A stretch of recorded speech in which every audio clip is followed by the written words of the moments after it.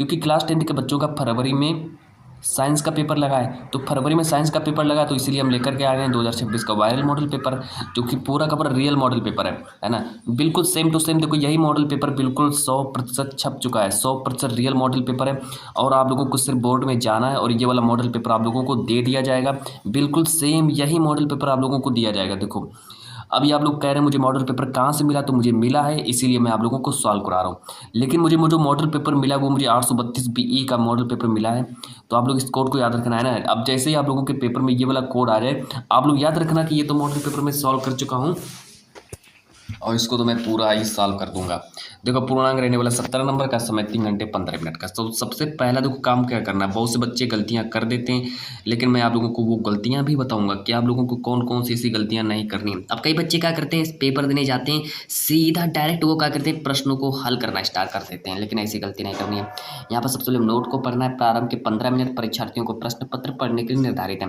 तो सबसे पहले जैसे आप लोग बोर्ड एग्जाम में जाएँ, वहाँ पर बैठें, सीट पर जैसे ही बैठें आप लोग, तो सबसे पहले देखो काम क्या रहेगा, 15 मिनट पढ़ना है।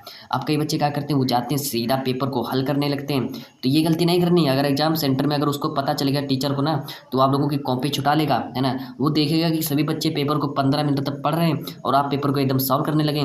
तो इसलिए आप लोगों को इस बात को विशेष ध्यान रखना है। तो सबसे पहले काम क्या करना है कि 15 मिनट पेपर को पढ़ना है। वरना आप लोग बहुत से बच्चे क्या करते हैं, सीधा जाते हैं पेपर को हल करना स्टार्ट कर देते हैं और बाद में जब एग्जाम सेंटर में टीचर को पता चलता है तो वो कॉपी छुटा लेता है वहाँ से, फिर आप लोगों को बाहर निकाल देगा, सीधा फेल करेगा आप लोगों को, है ना। तो ये गलती नहीं करनी। सीधा देखो मैं बहुत ही इंपॉर्टेंट चीज़ें बता रहा हूँ, मतलब इस वीडियो से आप लोगों को बहुत कुछ सीखने को भी मिलेगा। यहाँ पर सबसे पहले निर्देश पढ़ना है। आप लोगों को कैसे पढ़ना है ये भी मैं आप लोगों को बताऊंगा कि प्रारंभ के 15 मिनट परीक्षार्थियों को प्रश्न पत्र पढ़ने के लिए निर्धारित है। अब निर्देश नंबर 2 देखेंगे कि प्रश्न पत्र 2 खंड आ तथा खंड बा में विभाजित होगा। मतलब प्रश्न पत्र जो रहने वाला है विज्ञान का पूरा पूरा 100% आएगा, छप गया है और जाकर किसी को छाप देना है ना। 100% आएगा, सॉल्यूशन के साथ बताएंगे, पूरा का पूरा छप चुका है। अगला देखो निर्देश नंबर 3 पढ़ेंगे कि खंड आ तथा खंड बा में 3 उपखंड, जैसे का खा गा। का खा गा मतलब होता है फिजिक्स, केमिस्ट्री, बायोलॉजी। मतलब कि ये जो आप लोगों का जो साइंस का पेपर है 3 सब्जेक्ट से मिलकर बना है। मतलब कि फिजिक्स के इसमें कुछ प्रश्न फिजिक्स के होंगे, कुछ प्रश्न बायोलॉजी के होंगे और कुछ प्रश्न जो रहने वाले हैं वो प्रश्न आप लोगों के उसके रहने वाले हैं केमिस्ट्री के। अब इतना सब कुछ करने के बाद फिर आप लोगों को क्या करना, अगला काम करना है कि निर्देश नंबर 4 को पढ़ेंगे कि खंड आ में बहुविकल्पी प्रश्न है, जिसमें सही विकल्प का चुनाव कर OMR सीट पर नीले अथवा काले बॉल पॉइंट कलम से वाले सही विकल्प वाले गोले को पूर्ण रूप से भरें, है ना। अब कई बच्चे क्या करते हैं, वहाँ पर जाते हैं, उनको जब OMR सीट दी जाती है तो OMR सीट को वो लास्ट में हल करते हैं, अपना नाम पहले नहीं डालते हैं, है ना। तो सबसे पहले क्या करना, OMR सीट को पहले ही भर लेना है, वरना बाद में जब आप लोग भरेंगे तो आप लोग जब देखेंगे, जब आप लोगों का पूरा 3 घंटे 15 मिनट हो जाएगा, जैसे आप लोगों का 3 घंटे 15 मिनट हो जाएगा, फिर आप लोगों से कॉपी छीन ले जाएगी। और जब आप लोग अपना OMR सीट में जब अपना रोल नंबर ही नहीं लिख पाओगे तो क्या ऐसे पास होने का फ़ायदा है ना। पूरी की पूरी कॉपी ही छुटा ली जाएगी आप लोगों से। तो सबसे पहले पेपर में जाते हुए तो पहला काम क्या करना है, पहला काम आप लोगों को करना है कि OMR सीट में रोल नंबर लिख देना और मॉडल पेपर में रोल नंबर लिख देना, ताकि जब कॉपी आप लोगों की चेक होगी तो एग्जामिनर सबसे पहले ये देखेगा, रोल नंबर ही देखता है और वो कुछ नहीं देखता है। देखो निर्देश नंबर 5 खंड आ में बहुविकल्पी प्रश्न है तो प्रत्येक प्रश्न के लिए 1 अंक निर्धारित है। निर्देश नंबर 6 पढ़ेंगे खंड बा में वर्णात्मक प्रश्न है। मतलब खंड बा जो रहने वाला है वो वर्णात्मक प्रश्न रहने वाला 50 नंबर का पूछा जाएगा। निर्देश नंबर 7 पढ़ेंगे कि प्रत्येक प्रश्न के सम्मुख अंक उनके निर्धारित अंक दिए गए हैं। और खंड निर्देश नंबर 8 खंड बा के प्रत्येक उपखंड के सभी प्रश्न एक साथ करना अनिवार्य है। मतलब पेपर देने जाएं तो सभी के सभी प्रश्नों को करना है। कई बच्चे क्या करते हैं, अगर मुझे इस प्रश्न का उत्तर नहीं आ रहा है तो वो लोग उन प्रश्नों को सॉल्व ही नहीं करते हैं। मतलब कि कोई भी प्रश्न छोड़कर नहीं आना है और सभी के सभी प्रश्नों को करना है ना। तो सभी यहाँ पर देखो खुद ही कह दिया, बोर्ड ने कह दिया सभी प्रश्न करने अनिवार्य है, मतलब करना अनिवार्य तो अनिवार्य है। स्टार्ट होता है आप लोगों का खंड आ बहुविकल्पी प्रश्न, है ना। तो खंड आ बहुविकल्पी प्रश्न जिसमें से उपखंड नंबर का, तो सबसे पहला जो उपखंड है का उपखंड है, जिसमें से 7 प्रश्न जो होंगे फिजिक्स के होंगे। तो देखो कौन कौन से ऐसे प्रश्न जो आप लोगों के बोर्ड में टकराने वाले हैं।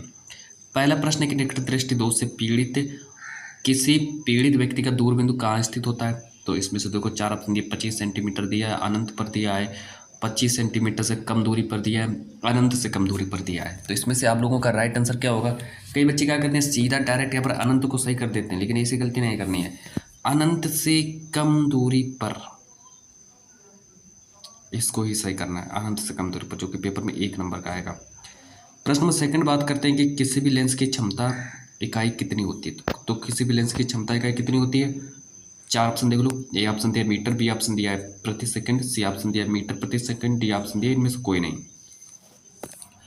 तो यहाँ पर देखो कोई भी ट्रिक नहीं यूज होगी, सीधा डायरेक्ट इसका आंसर हम आप लोग को बताएंगे। प्रश्न नंबर 2 का आप लोगों का राइट आंसर हो जाएगा प्रति मीटर, आप लोगों का सही हो जाएगा, है ना। तो प्रति मीटर को सही करेंगे और प्रश्नों के जो अंक हैं उनके सम्मुख दिए गए हैं। प्रश्न नंबर 3 को देखेंगे कि किसी वस्तु से बड़ा आभासी प्रतिबिंब बनाने वाला दर्पण कौन सा है। मतलब कि ऐसा कौन सा दर्पण है जो आभासी प्रतिबिंब बनाता है। तो ये प्रश्न नंबर 3 है आपका, और प्रश्न नंबर 3 का राइट आंसर हो जाएगा अवतल दर्पण, है ना। तो अवतल दर्पण क्या करता है, ये वस्तु से बड़ा आभासी प्रतिबिंब बनाता है और 1 नंबर का आएगा। इतनी बात का विशेष ध्यान रखना है ना। तो यहाँ से आप लोगों के 3 नंबर पक्के हो गए। अगला देखो प्रश्न नंबर 4। नंबर 4 हमसे देखो क्या कह रहा है कि प्रश्न नंबर 4 जो है 1 ही नंबर का आएगा कि उत्तल दर्पण की फोकस दूरी जिसकी वक्रता त्रिज्या 32 सेंटीमीटर है होगी, है ना। अब उससे देखो उत्तल दर्पण की फोकस दूरी बताना है, ऐसे कौन सी फोकस दूरी है जिसकी वक्रता त्रिज्या 32 सेंटीमीटर हो। तो इसका तो बहुत सारा राइट आंसर हो जाएगा, सी ऑप्शन सही हो जाएगा, 32 सेंटीमीटर ही सही करेंगे। तो जैसे ही आप लोगों के पेपर में ये प्रश्न आएगा तो आप लोग 32 को ही सही करना। चलो इसके बाद अगला प्रश्न देखते हैं, प्रश्न नंबर 5 कि प्रतिरोधों के समांतर संयोजन में क्या समान होता है। तो क्या समान होता है, तो इसमें से देखो बहुत ही तो बहुत सरल है, 1 नंबर का आएगा, है ना। धारा है और आवेश है, विभवांतर है, डी कोई नहीं। तो इनमें से हमारा राइट आंसर हो जाएगा विभवांतर। प्रश्न नंबर 6 को देखेंगे कि अवतल दर्पण के फोकस पर रखी वस्तु का प्रतिबिंब कहाँ बनता है। ये हमारा प्रश्न नंबर 6 है। अब प्रश्न नंबर 6 करें कि अवतल दर्पण के फोकस पर रखी वस्तु का प्रतिबिंब कहाँ बनता है। तो आप लोग सीधा डायरेक्ट इसका राइट आंसर कर देना अनंत पर, है ना। बिल्कुल आंख मीच कर अनंत को सही कर देना और 1 नंबर आप लोगों का फ्री में मिल जाएगा, है ना। तो इस बात का विशेष ध्यान रखना है। प्रश्न नंबर 7 जो 1 नंबर का आएगा, प्रश्न नंबर 7 कह रहा है कि अभिनेत्री नहीं अभिनेत्र लेंस की फोकस दूरी कितनी होती है। यहाँ पर लिखा है फोकस दूरी, तो अभिनेत्र लेंस की फोकस दूरी में परिवर्तन किया जाता है। ये प्रश्न नंबर 7 है, बहुत ही आप लोगों को समझ में नहीं आ रहा होगा, लेकिन पक्षमाभी द्वारा करेंगे, पक्षमाभी के द्वारा तो करेंगे। तो इस नंबर खा आप लोगों का यहाँ से स्टार्ट होगा। देखो प्रोपेन का रासायनिक सूत्र क्या होता है, तो बहुत सरल है, CH4 ही इसको में सही करेंगे, 1 नंबर का आएगा। यहाँ से स्कोर आप लोगों का पूछा 8 अंक। अगला प्रश्न नंबर 9 है कि एसिटिक अम्ल का IUPAC नाम इस बार पूछ दिया है। देखो 1 ही नंबर का आएगा, एसिटिक अम्ल का IUPAC नाम पूछ दिया है। तो इथेनॉइक अम्ल को सही करेंगे। जब आपके पेपर में ये वाला प्रश्न, वैसे तो 100% यही आएगा, लेकिन आएगा तो इथेनॉइक अम्ल को ही सही करेंगे। प्रश्न नंबर 10 कर रहे हैं कि ताम्र ग्लांस का रासायनिक सूत्र क्या होता है। ताम्र ग्लांस, तो ताम्र ग्लांस का रासायनिक सूत्र क्या होता है। तो इसमें से तो हमारा बिल्कुल राइट पहला ही ऑप्शन सही हो जाएगा, Cu2S, है ना, Cu2S, ये ऑप्शन हमारा सही हो जाएगा।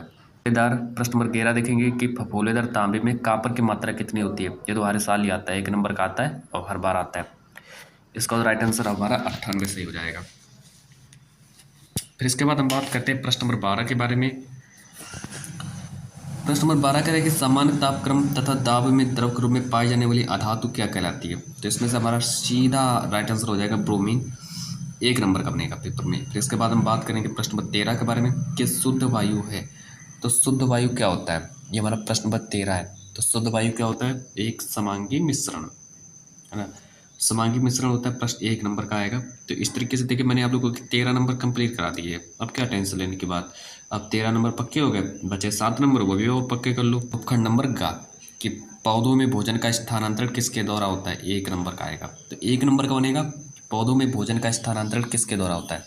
अगर हम पौधों में स्थानांतरण मतलब भोजन के स्थानांतरण के बारे में बात करें तो हम हमेशा फ्लोएम को ही सही करेंगे। अब देखो प्रश्न नंबर 15 कि निम्नलिखित में से कौन सा त्वचा का कार्य नहीं है। तो त्वचा का कार्य कौन सा नहीं होता है, त्वचा देखो त्वचा का कार्य कौन सा नहीं होता है। त्वचा सुरक्षा करती है, उत्सर्जन करता है, संवेदना करता है, लेकिन लैंगिक लक्षण हमारा गलत हो जाएगा। तो ऑप्शन नंबर सी हमारा गलत हो जाएगा। और अब हम प्रश्न नंबर 16 को देखेंगे कि शुद्ध रुधिर को शरीर के विभिन्न भागों में कौन ले जाता है। तो इसका सीधा देखो राइट आंसर कर देना महाधमनी, है ना, आंख मीच कर आप लोग महाधमनी को सही कर देना, 1 नंबर का आ जाएगा। प्रश्न नंबर 17 करें कि प्रोटीन क्या होते हैं। तो प्रोटीन क्या होते हैं, तो बहुत ही सरल प्रश्न है। प्रश्न नंबर 17 हार्मोन्स क्या होते हैं, है ना, हार्मोन्स हमारा प्रोटीन ही होते हैं। तो 17 का ये ऑप्शन सही हो जाएगा।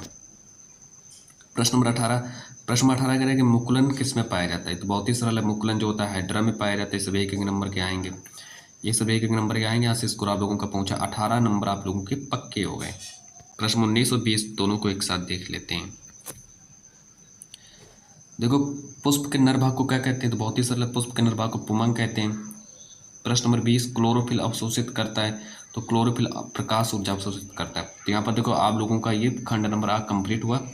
अब जो हम बात करने वाले हैं वो बात करने वाले हैं उपखंड नंबर 12, है ना, उपखंड नंबर 12, जिसमें आप लोगों का 50 नंबर का पूछा जाएगा। तो चलिए बात करते हैं इन प्रश्नों के बारे में। स्टार्ट होता है आप लोगों का खंड नंबर 22 स्टार्ट होता है, जो कि सीधा 50 नंबर का बनने वाला है ना। तो समझ सकते हैं कितना इंपॉर्टेंट मॉडल पेपर आप लोगों के लिए है। अब इसको देखो, उपखंड नंबर का, उपखंड नंबर खा, उपखंड नंबर गा। तो उपखंड का में कौन से प्रश्न होंगे। तो उपखंड का में फिजिक्स, है ना, तो भौतिक विज्ञान के प्रश्न होंगे। तो सबसे पहले देखो समझो कौन कौन से ऐसे प्रश्न हैं, जो कि यही प्रश्न आप लोगों के पेपर में छपने वाले हैं और इससे बाहर कोई पेपर आएगा भी नहीं। कि दूरदृष्टि दोष किसे कहते हैं, यह किन कारणों से होता है, इस दोष के निवारण के लिए किस प्रकार का लेंस प्रयुक्त किया जाता है, किरण आरेख द्वारा समझाइए, सीधा 4 नंबर का आएगा, है ना।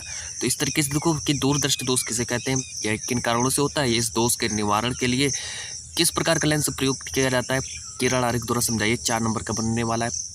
प्रश्न नंबर सेकंड कि किसी अवतल लेंस की फोकस दूरी 15 सेंटीमीटर है ना। तो देखो यहाँ पर सबसे पहले आप लोगों से कहा जाएगा कि किसी अवतल लेंस की फोकस दूरी 15 सेंटीमीटर है। वस्तु को लेंस से कितनी दूरी पर रखें कि इसके द्वारा वस्तु का लेंस से 10 सेंटीमीटर की दूरी पर बने प्रतिबिंब बने, 4 नंबर का आएगा। अगला प्रश्न नंबर 3 देखो कि संलग्न चित्र के अनुसार प्रकाश की किरण वायु से किसी माध्यम में प्रवेश करती है, वायु के सापेक्ष माध्यम का अपवर्तनांक ज्ञात कीजिए, 4 नंबर के आएंगे।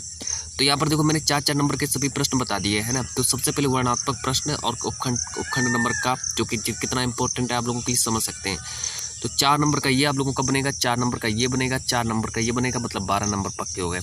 अब इसी के साथ नीचे जस्ट आप लोगों से एक दीर्घ उत्तरी प्रश्न भी पूछा जाएगा, और दीर्घ उत्तरी प्रश्न देखो कौन सा रहने वाला है, 4। तो प्रश्न नंबर 4 देखो स्टार्ट हो रहा है। प्रश्न नंबर 4 देखो क्या कह रहा है, जो कि 6 नंबर का बनने वाला है ना। तो 6 नंबर का बनने वाला है कि मानव नेत्र के प्रमुख भागों का वर्णन कीजिए, किसी वस्तु का मानव नेत्र से प्रतिबिंब बनना किरण आरेख द्वारा स्पष्ट कीजिए, सीधा अथवा करके मौका दिया, लेकिन 6 नंबर का आएगा।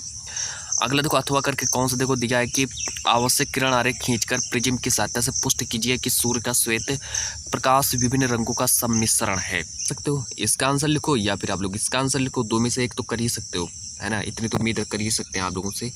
सो फाइनली देखो अब यहाँ से स्टार्ट होता है आप लोगों का उपखंड नंबर खा। उपखंड नंबर खा के बारे में बात करेंगे कि उपखंड नंबर खा प्रश्न नंबर 5। प्रश्न नंबर 5 देखो सीधा 4 नंबर का बनेगा, सीधा 4 नंबर बनेगा कि विद्युत रासायनिक श्रेणी के आधार पर व्याख्या कीजिए कि क्यों कॉपर तनु सल्फ्यूरिक अम्ल में घुलकर हाइड्रोजन गैस मुक्त नहीं करता है, 4 नंबर का आएगा। तो इसको तैयार कर लीजिए। अगला प्रश्न नंबर 6 है कि उदासीनीकरण अभिक्रिया क्या है, 2 उदाहरण दीजिए, तो हर साल ही आता है। अगला देखो प्रश्न नंबर 7, है ना। तो प्रश्न नंबर 7 के बारे में बात करेंगे, जो सीधा 6 नंबर का आएगा। प्रश्न नंबर 7 देखो, प्रश्न नंबर 7 कह रहे हैं कि कॉपर ग्लास अयस्क से किस प्रकार तांबा विगलित किया जाता है, 6 नंबर का बनने वाला है। और साबुन क्या है, अथवा करके देखिए, अथवा करके दिया गया, मौका दिया गया आप लोगों को कि साबुन क्या है, इसके बनाने की रासायनिक अभिक्रिया भी लिखी है। उपखंड नंबर गा, और उपखंड नंबर गा जो रहेगा बायोलॉजी से संबंधित प्रश्न होंगे। प्रश्न नंबर 8 कह रहा है कि पौधों तथा जंतुओं के लैंगिक और अलैंगिक जनन में अंतर क्या है, ये बताना है, 4 नंबर का बनने वाला है। तो 4 नंबर तो आप लोग अपने प्राप्त ही कर लोगे। सबसे पहले क्या करना है आप लोगों को, अलैंगिक जनन की परिभाषा लिखनी, फिर लैंगिक जनन की परिभाषा लिखनी, उसमें क्या अंतर है वो सब कुछ करके आप लोगों को 4 नंबर दे दिए जाएंगे। प्रश्न नंबर 9 कह रहा है कि एक संकर तथा द्विसंकर संकरण से आप क्या समझते हैं, उदाहरण देते हुए समझाइए, 4 नंबर का ये भी बनेगा। अब देखो इसके बाद जो मेरा अगला प्रश्न है कि प्रश्न नंबर 10 कि इंसुलिन का क्या महत्व है, यह कहाँ बनता है, 4 नंबर का आएगा। अब देखो 4 नंबर ये हुए, 4 नंबर ये हुए, 4 नंबर ये हुए, तो 12 नंबर आपके कंप्लीट हो गए बायोलॉजी में, है ना। तो उपखंड नंबर गा जो है बायोलॉजी से संबंधित होगा। फिर इसके बाद देखो मेरा अगला प्रश्न है कि प्रश्न नंबर 11 जो रहने वाला है सीधा डायरेक्ट 6 नंबर का बनने वाला है। प्रश्न नंबर 11 जो है 6 नंबर का बनेगा कि पादप हार्मोन्स की कोई 4 प्रमुख विशेषताएं बताइए, पादप हार्मोन्स की कोई प्रमुख 4 विशेषताएं बताइए, है ना। तो प्रश्न नंबर 11, अब कई बच्चों को प्रश्न नंबर 11 का आंसर नहीं याद है, तो टेंशन लेने की क्या बात है, एक आप लोगों से अथवा करके भी दिया गया है प्रश्न, है ना। तो अथवा करके दिया गया है कि मेंडल के आनुवंशिकता के नियमों की विवेचना करो, जो कि 6 नंबर का आएगा। तो यहाँ से आप लोगों का पूरा मॉडल पेपर भी समाप्त होता है। तो पूरा मॉडल पेपर अगर आप लोगों ने तैयार कर लिया तो 70 नंबर तो आपके हाथों में ही आ जाएंगे।